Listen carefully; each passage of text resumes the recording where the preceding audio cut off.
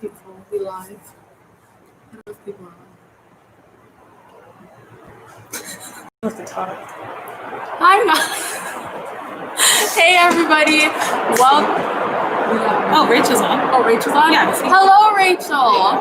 Hey guys. Hi. Sorry, I've been, as you could Junior Moana is just learning how to do this now, so that's why I'm here. Okay, Malachi and Tara are on. beautiful. Awesome. Hello, So you have guys. 5 people on now. Look, thank you. All right, Okay. bless. Thank you. Say bye. Hello, guys. How are you doing? The rain? I know the rain's really. Can you guys hear the rain? Like, do I need to speak up? Let me know in the chat because it's getting really loud over here. We're good? Okay. Okay, so how are you guys? I haven't seen a lot of you guys for a long bit. Hello, Anika. Oh my gosh, I haven't seen you in a while. Who else is here? Hello, Tamara. Happy birthday, Tamara.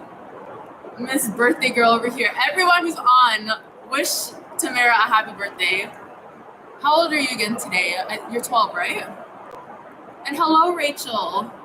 Jai, hello. Oh my goodness, wow. I haven't heard from you guys in so long. Okay, while we're waiting for some more people to pool in. Oh, you're 12? Oh my gosh, happy birthday, Tamara. Yes, send those birthday wishes her way. She's 12. That means she's growing. And that's low-key sad for me, but it's okay. So, since I haven't seen you guys in like a long while, what is something cool that happened to you guys this summer? Because we're almost done. Like, we're in August now, so we literally technically have one more month of summer. So, what is one thing, or maybe a couple things if you guys want to share, that you guys have done this summer? Let's see. Nothing. Tamara, what do you mean you did nothing? Hello, Abigail. Let me think what I did. I'm kind of like Tamara, I guess. Like, I haven't done anything crazy, like go anywhere. Last week, actually, I went to Ripley's, and it's been a while since I've been to Ripley's, but I went for my nephew's first birthday, and it was a fun time. Like, last time I went was during camp, like a couple years ago, if anyone remembers when we went to Ripley's that one time, and yeah, it was really fun.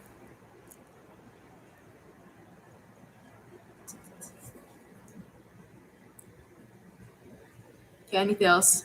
Or even what did you guys do this week? Something this week or something from the summer? I just want to hear about you guys because it's been so long.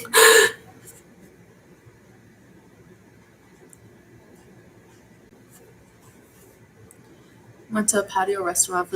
Wow! Oh my gosh, I still haven't been out to a patio restaurant yet, but I know a lot of them, I think almost all of them are open. So that's really cool that you got to do that. Yesterday, Daniel? Honestly, Daniel, you're a really smart kid. I'm really impressed. He won an online chess tournament. That's really sick. Oh my gosh. Hello, Rebecca. Oh my gosh. Is your knee okay?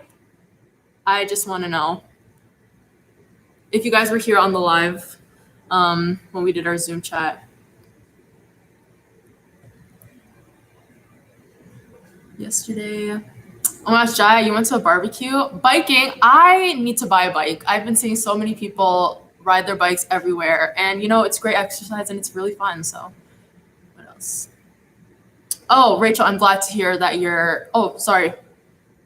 Oh, it's Rachel. Oh, no, wait. Rebecca. Oh, Rebecca, I'm glad to hear that your knee is feeling better. What else?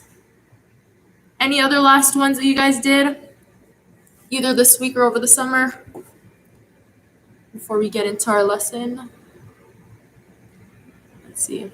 Good job, Daniel. I'm really impressed. Props to you, man.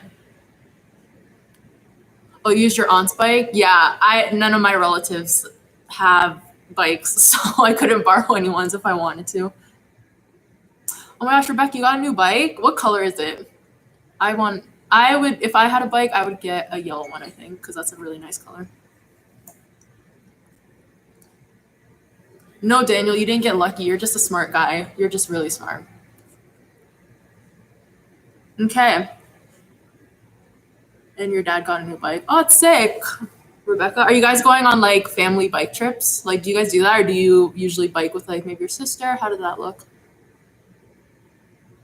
Oh, blue, black, and white. Nice. That's a good choice. I'm really plain. I just said yellow. But that sounds like a really cool bike. Oh, and you went shopping for cloth masks? That's always nice. I like the nice, clean black ones, to be honest, because those are just, I'm very simple, as you can tell by my bike choices. Okay, sick. So we are going to start on today's lesson. So if you guys were here last week, and I think some of you guys actually might have been here last week, who knows what we're talking about this week? So we're on week 2 of this series. Who knows what we're talking about this month? Let's see. Daniel's thinking.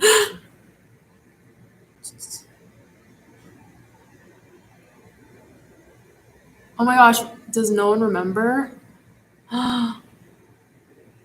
It's okay if no one remembers. This month, we are going to be talking all about family.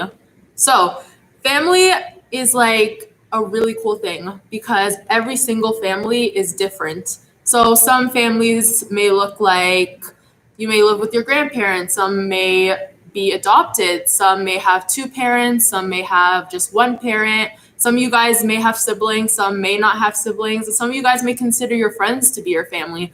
But as you can see, with all of that range and everything in between, family is just such a beautiful thing because they all look really different. And last week, Pastor O'Shea talked about how loving your family is how your faith can make an impact and how that kind of looks like in our lives. But today, we're going to be learning that your family doesn't have to be perfect for God to use it. And I think that's an amazing truth because, spoiler alert, none of our families are perfect and nobody's perfect. So that means that God could literally use all of your families. So we are going to dive a little bit deeper into what that looks like in today's video. So let me pull that up for you guys.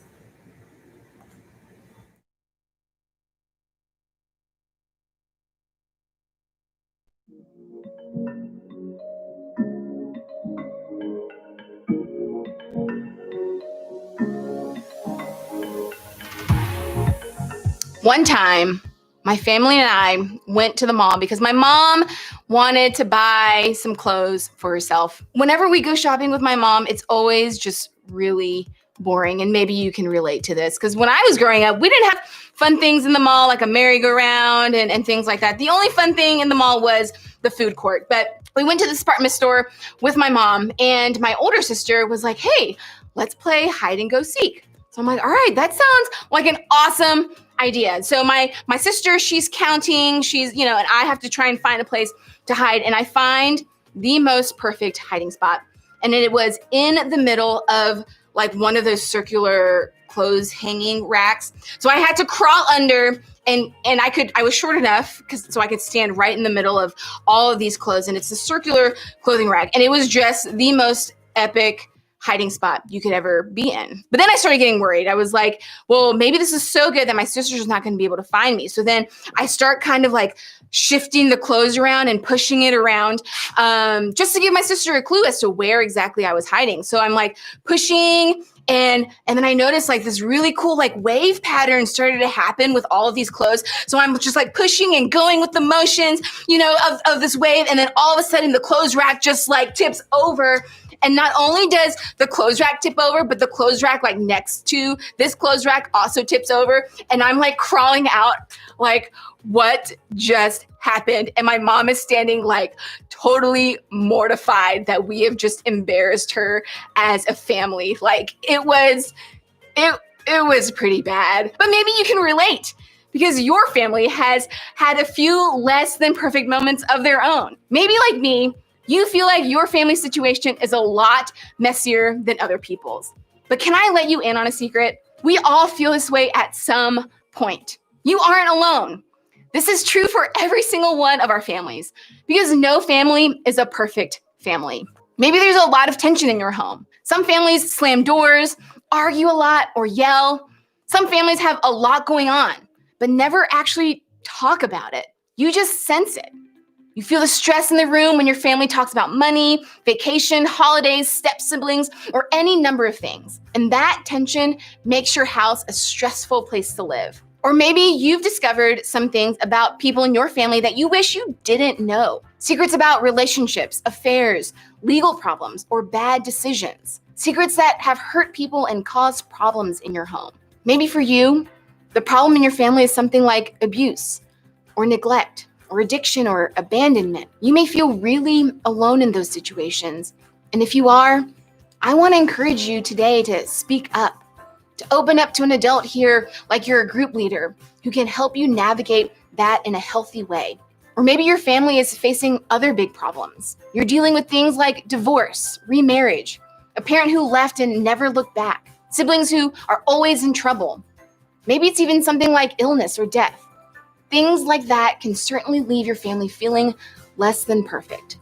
Honestly, no matter what it is that you're dealing with at home, I think that's true for all of us. That in some way or another, no family is a perfect family. What's difficult about this is that sometimes we think that nothing good could ever come from an imperfect family, that God couldn't use us if we come from a family like that. But as we'll see today, that couldn't be further from the truth. Here's the thing about the Bible. Some of the people in it are kind of messed up. Their lives weren't perfect, and a lot of their families weren't either. In fact, there's one family in the Bible whose story I love. Not only was their family totally dysfunctional, but God still did big things through them. I think the same can be true for us. The story starts with a man named Abraham. God promised Abraham a lot of descendants, and he promised to use that family in a big way. Pretty cool, right? Abraham had a son named Isaac, and Isaac had two sons.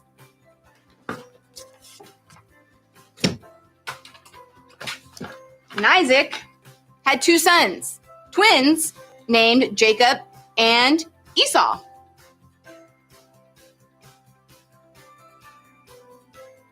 All right, Jacob and Esau. And even though they were twins, these two guys were very different from each other. They looked different. They acted different. They had different interests. And all of these differences caused a lot of drama between these two boys. Now, here's where it gets crazy. Even though Jacob and Esau were twins, Esau was born first, which was a really big deal. For one, being firstborn meant that Esau got the birthright. Ta-da!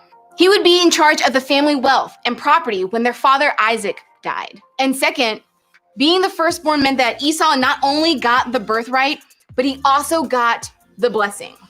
Ah. So that meant that he received the family's future wealth and prosperity.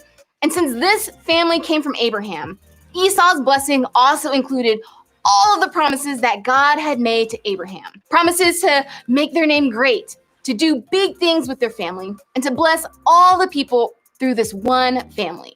As you can imagine, Jacob, the younger twin, didn't love the situation because as the second born, he wasn't going to get the birthright or the blessing. Now, their mother, Rebecca, favored Jacob over Esau. So together, Jacob and his mom, they came up with a plan. First, Jacob convinced Esau to promise the birthright to him. And honestly, it didn't take much convincing. Esau was starving, so Jacob offered him some food in exchange for the birthright. That doesn't seem like an even trade to me, but haven't we all made some crazy decisions when we're hungry?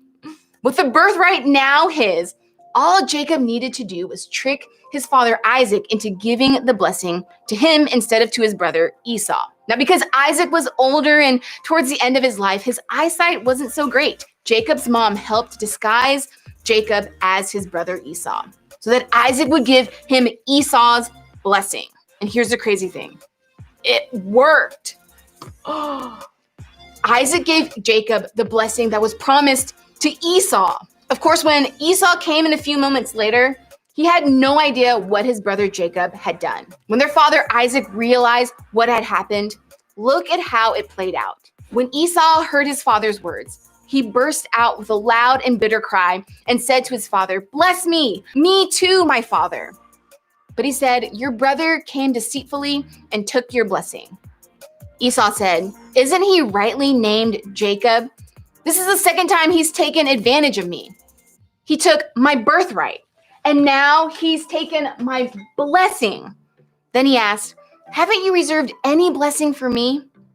Isaac answered Esau, I have made him lord over you and made all his relatives his servants, and I have sustained him with grain and new wine. So what can I possibly do for you, my son?" Esau said to his father, "Do you have only one blessing, my father? Bless me too, my father." Then Esau wept aloud. Trust me, it only got worse from there.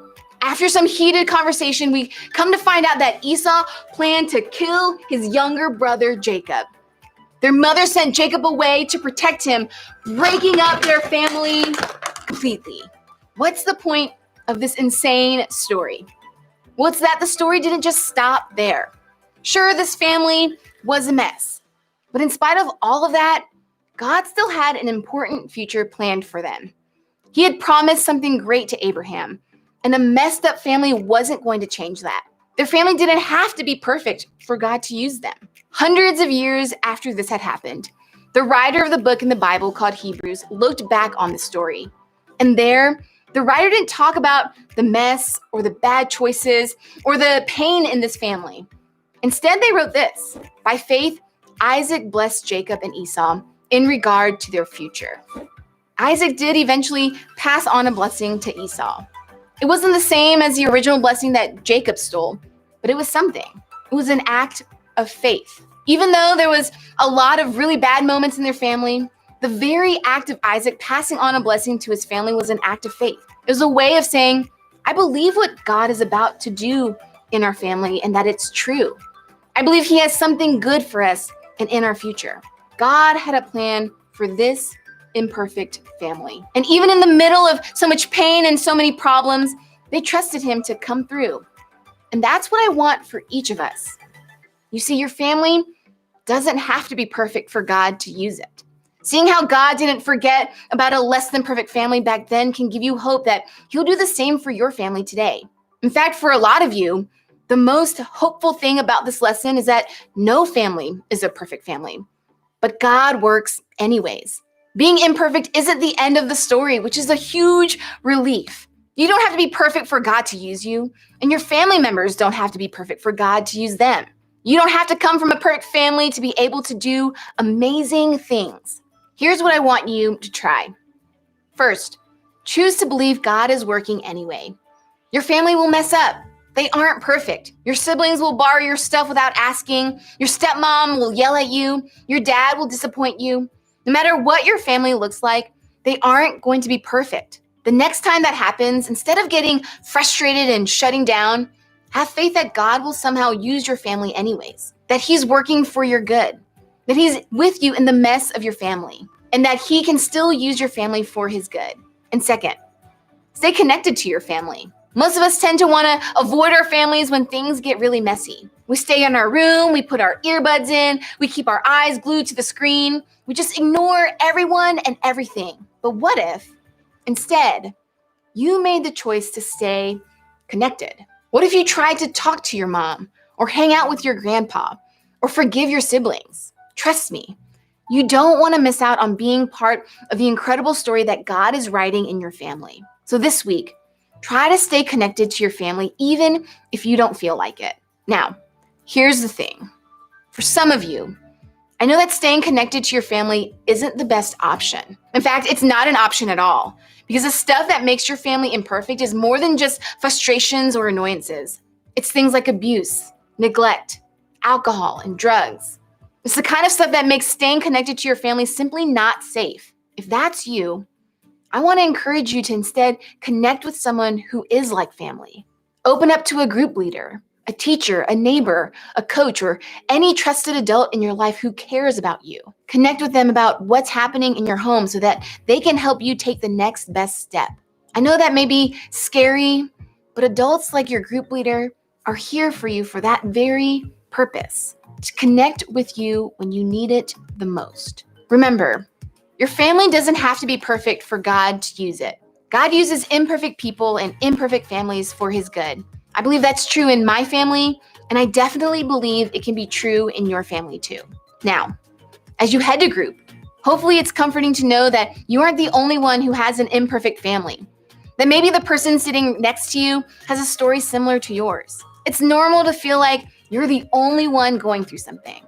But what's great about your group is that you can connect with someone who knows how you feel. And in the process of doing that, you get a chance to learn about all the things God is doing in your lives. As you head a group, I want you to think about this question. What's one great thing you hope God will do in your family?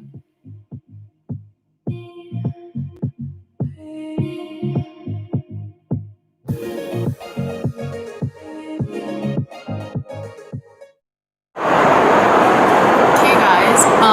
If you hear the rain in the background, let me know because it's kind of getting loud. So if you guys need to speak up, just let me know. But in today's video, we saw that Jacob and Esau's family wasn't the most perfect family. You can see that by the video that we just watched, or even if you read that in the Bible. But the one thing that was really cool is that we see that God still used his family. And some of you guys, just kind of like what it said in the video, some of you guys may have days where you look at your family or you're watching the live and you might have recognized some things of your family and you're like, I don't think, is God really going to use my family? Like, I don't think there's any way in the world that God's going to use my family. And sometimes I can look at my family and I could wonder the same thing. Like, maybe God would use some of us or maybe like a couple, but I don't know if God would use all my family. But I'm here to tell you today that God is able to use all of your families because there is no such thing as the perfect family. Like, we all have our imperfections, we all have our flaws, and even during times such as like when we fight, if there's tensions, or even when worse things may be happening, God is still able to use your families. So that's the truth that we can remember today. So we have some questions before we wrap it up. The first one is, I like this question. This one's really fun. If you could be part of any fictional family, so any family you could think of, which one would you choose? So I'll give you two examples while you guys put that in. My first one, this might age me a bit if nobody knows the show, but The Fresh Prince of Bel-Air. I really like that family because it's about a boy named Will who comes into his, he lives with his aunt and uncle, and they're very like uptight, rich, like very like to the T and proper. And he's like, you know, he's chill, relaxed, and everything. And then they had a meshing of the two worlds together, and then they learned to adapt with each other as a family, which I think is really cool. And it's just a fun show. If you guys get the chance, I don't know. Oh my gosh, some people know it. Come on. Okay, I really thought that nobody would have known that show. Okay, perfect. And my second one, you guys might actually know this one better. Cool family that I really liked is the one in The Last Airbender, Avatar: The Last Airbender. I did not finish that show yet. I'm in the beginning, so I won't spoil anything, obviously. But I really enjoy how Sokka and Katara, even though they're brother and sisters, they adopted Aang into their family, I guess, because you see a lot of evidence where they're like, oh no, we can't do this because I have to help Aang because he's family. Even though they didn't know each other, but they were like, they grew such a close bond as friends that they became family, which I think was a really cool system that they made. So what about you guys? What are some shows that you'd want to be a part of, or some families on TV you want to be a part of? Let's see.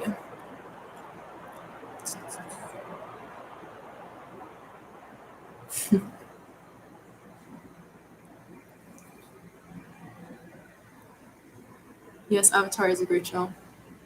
Daniel Nunn? What? I'm pretty sure there's got to be one family. You just got to recall all the shows that you watch. Percy Jackson. Oh, that's a good one, Tamara. That was really.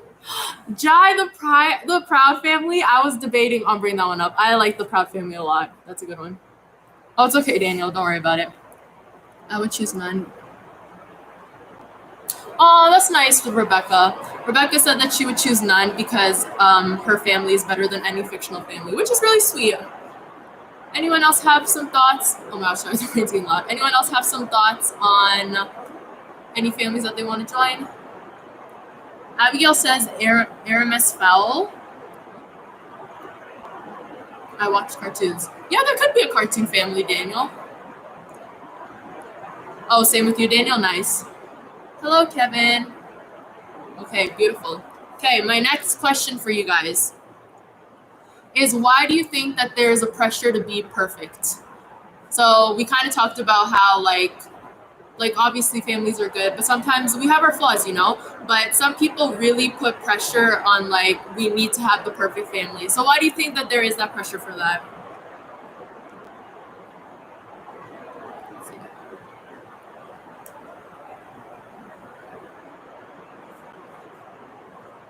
personally for me, I think that it's kind of like Instagram.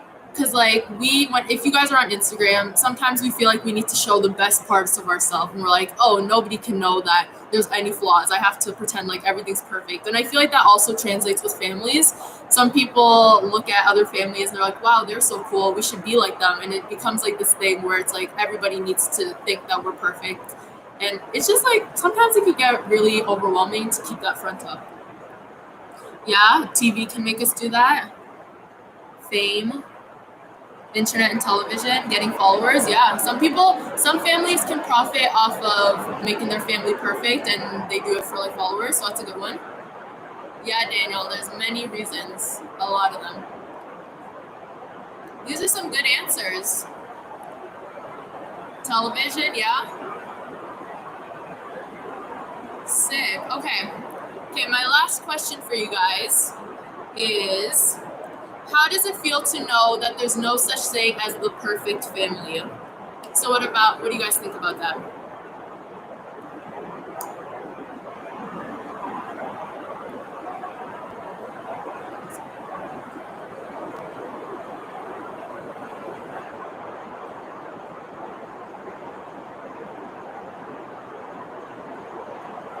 For me personally, it makes me feel less alone, because sometimes you can look at other families and be like, wow, their family's so cool, look at what they're doing. Or wow, I wish I had matching tracksuits or something like that family does. I don't know. But sometimes it becomes this comparison game where you're like, oh, why isn't my family like this? Oh, why can't my family be like this? So knowing that there's no such thing as like the perfect family makes me feel less alone, and makes me feel like I don't need to compare myself with others.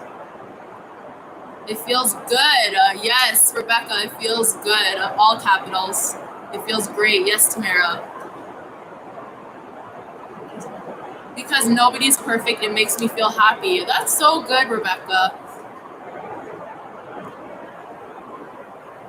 And Daniel, it makes you feel amazing. That's great. I'm glad that it makes you guys feel that. Because sometimes there's that pressure, and we shouldn't be feeling that, because not to say that obviously some people, they think that their family's like, oh, but my family's really good. We're not saying that families are horrible, or we're saying we do have our flaws. So it's good that you guys feel happy knowing that there's no such thing as a perfect family. Yes, Rebecca, matching tracksuits would just make, well, it wouldn't make everything better, but it's just cool. It's fun, you know? I tried to do matching shoes with my family one time, and then I realized that was like really pricey. So I was like, maybe like if I had some more money.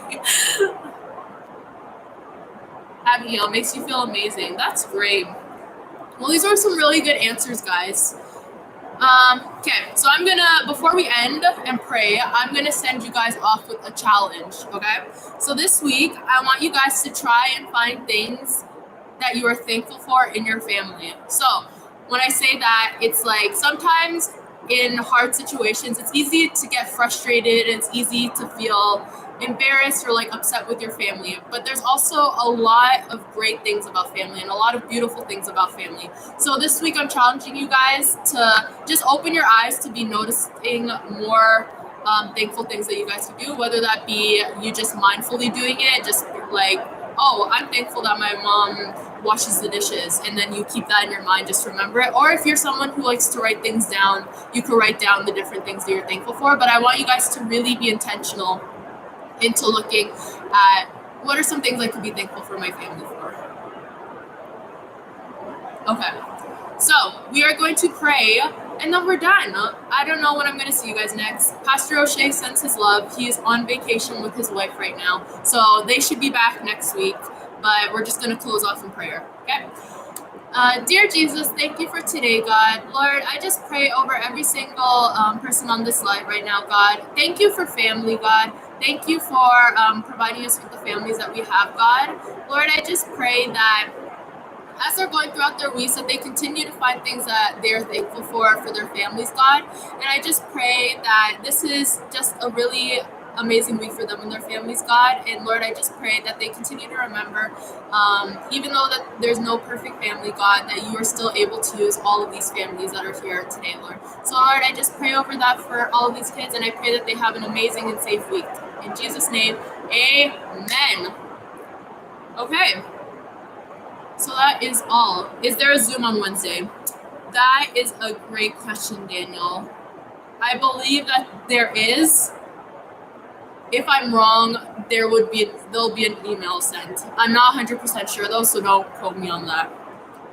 Just giving the code. Amen. Wow, I'm gonna miss you guys. I don't know when the next time I'm gonna see you is. Maybe it's on a Zoom call with you guys, or maybe I'll be back sometime. But I hope you guys have a great rest of the day. Even though it's like raining really bad, find some fun things to do indoors, you know? Like sometimes it's nice to be outside, but on days like this, it's nice to just cozy up, watch a movie, do something fun with your family. Do something fun indoors with your family today. So I hope you guys have a great rest of the week, and I will see you guys when I see you. Bye.